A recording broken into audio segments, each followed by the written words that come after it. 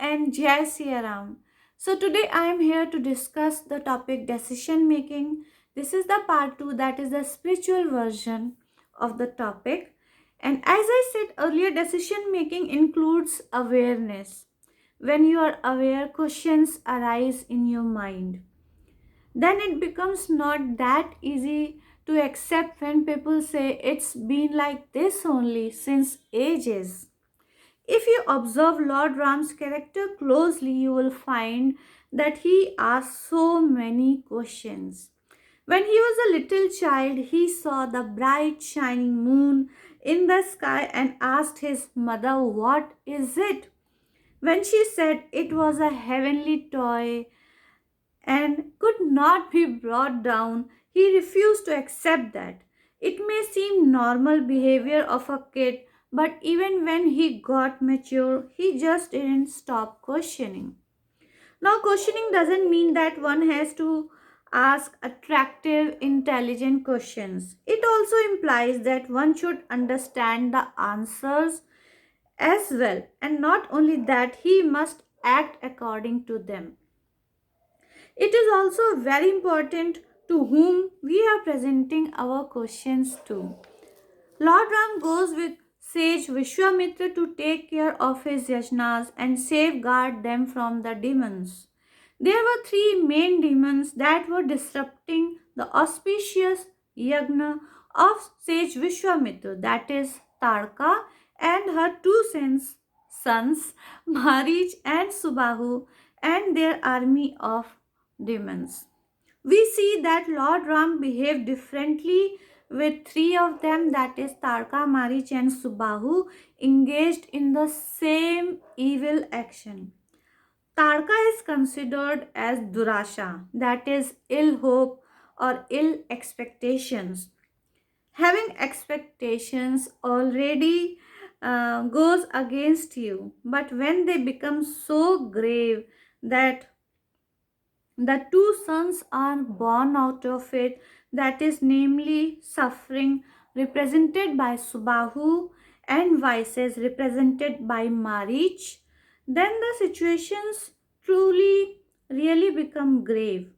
Lord Ram killed Tadka in a single aim, burnt Subahu with a fire weapon or pavakastra, and threw Marish too far away with a blunt arrow. That is, the arrow that was not that sharp at its, uh, that was not that pointed. This was a small example. We see that Lord Ram is asking questions consistently. Other examples are when he, along with his brother Lakshman, followed sage Vishwamitra to Janakpur and he saw a rock resembling a feminine shape. He inquired about it from his guru and followed his order too, even when he was hesitant to do so. That is, he put his leg on that rock and it turned into a lady, that is Ahilya. When Lord Ram was informed that he would be crowned the future king of Ayodhya, as it was the custom in the Surya dynasty, he asked why only the eldest son was coronated. I mean, he did not ask anybody, he asked this question in his own mind or heart. So he asked this question because he thought that all the four brothers were born at the same time, had the same education and upbringing, married.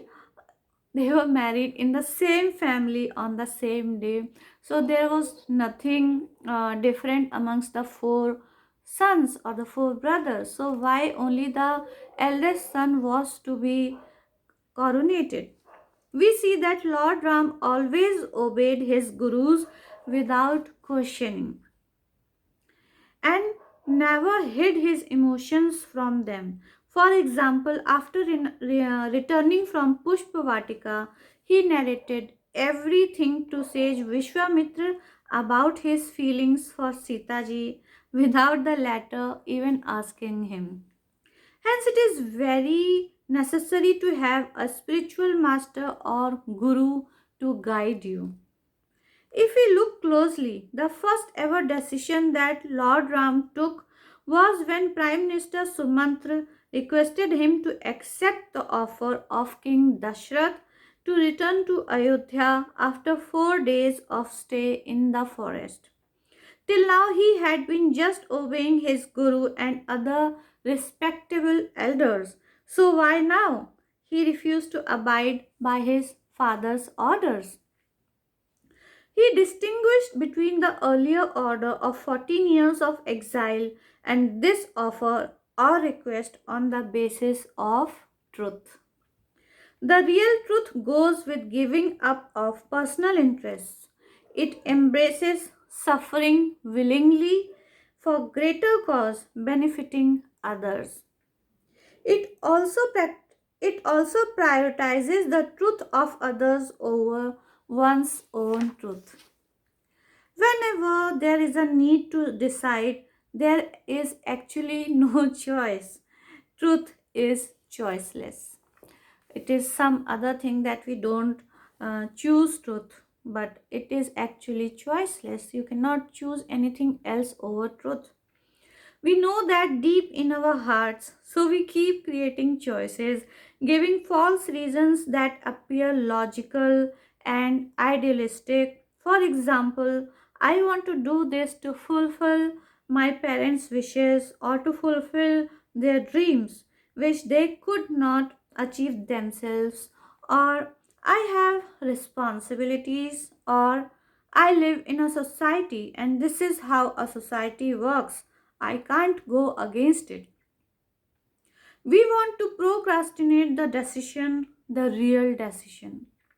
Lord Ram conveyed his exile order to his mother Kaushalya by saying that he was being sent to the forest where he was needed the most, where he had important things to do.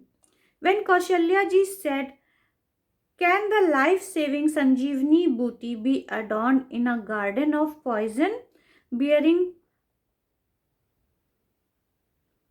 poison plants?" The answer actually, that's the place where it is most needed. Hence, Sita ji was also needed most outside the palace. So, this conversation was for Sita ji. Mother Kaushalya was very worried that Sita ji will go where all the demons and all the hardships are there, where there is poison, denoting all the difficulties. So, it was actually an answer which was not given clearly by Sitaji, but if we look at the logic, then Sanjeevani Bhuti is the ultimate cure of everything, and that is needed the most where there are poison bearing plants or these hardships and these demons. We all are hiding away from what we should actually do.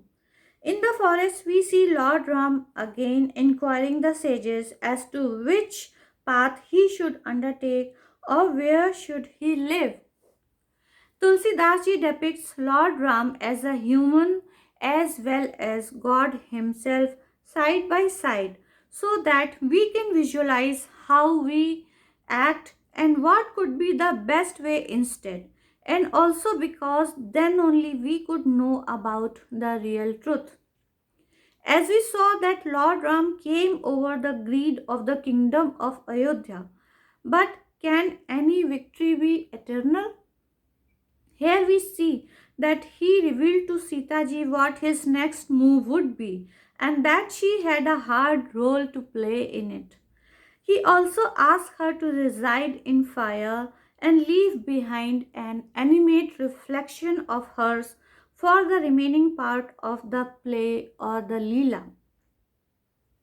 Here, Lord Ram wants us to see that even if he left behind the undescribable wealth and prosperity of Ayodhya, with Sri Sitaji and Lakshmanji following him, a golden deer deceiving logic could still arouse the greed which was once conquered so effortlessly.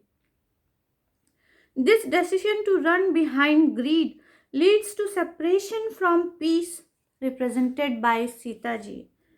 It also represents Sita ji separating from Lord Ram, who denotes Gyan or wisdom, and Lakshman ji denoting non attachment and falling prey to Ravan, representing delusion or moh. If we go right back to the start, we see that Lord Ram promised the deities that he will take avatar and kill the demons. So we see that the goal of birth is pre-decided. Who are the demons? They are lovers of darkness, and Lord Ram represents light of wisdom. Hence, the goal of life is to move from darkness of delusion to light of wisdom. We see that Lord Ram immediately obeys the exile sentence, as in spite of appearing as a suffering, it paves the way for coming into open away from the palace. When Demoness Supnakha, who is Ravan's sister, proposes to Lord Ram and Lakshman, we see that Lakshman cuts her nose and ears, and Tulsi Das ji especially mentions that by doing this he sends a challenge to Ravan. Till now, Ravan has not caused any harm to Lord Ram, but when the goal is clear, one should move towards it without wasting time. Next, we see that Lord Ram carves out the future plan with Sita ji for her own abduction by Ravan. Tulsidas ji doesn't forget to mention that it could be an animate reflection of Sita ji and her real self would reside into fire. Hence, we see that Lord Ram is not working in reaction to situations. Instead, he makes conscious decisions to reach the goals. Lord Ram needed an army to fight with Ravan, as he had incarnated as a human being. For that, he made the best utilization of the capacities of the people he met, like Sugriv, Angad, Vibhishan, and other monkeys. Everyone felt that it was their own and a common mission to eradicate darkness, achieve peace in form of Sita ji, and for that they surrendered to utmost wisdom in form of Lord Ram. In the end, we see that all the other demons, Kumbhakaran and even Ravan, became one with the light of truth, that indivisible wisdom. We have to make decisions likewise which fulfills the predestined goal of our lives. The utmost decision is to realize this and express a will to achieve the same, and then our spiritual master or guru will determine the right path for us. We have to walk on that path earnestly and consistently to achieve our goal as a human being, leading a complete life, enjoying all the fruits of life, and not clinging to any one aspect of life. So, this is it. This was all about decision making. So, if I have to conclude in this in a few more sentences, then I would say that our goal is pre-decided when we were born as a human being, and we have to choose the path of truth.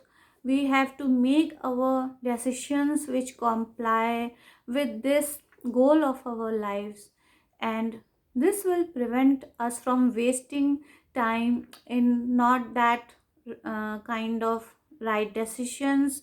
We will not be distracted to other things. So that was it, and we will meet in the next video. Till then, bye and Jai Sri Ram.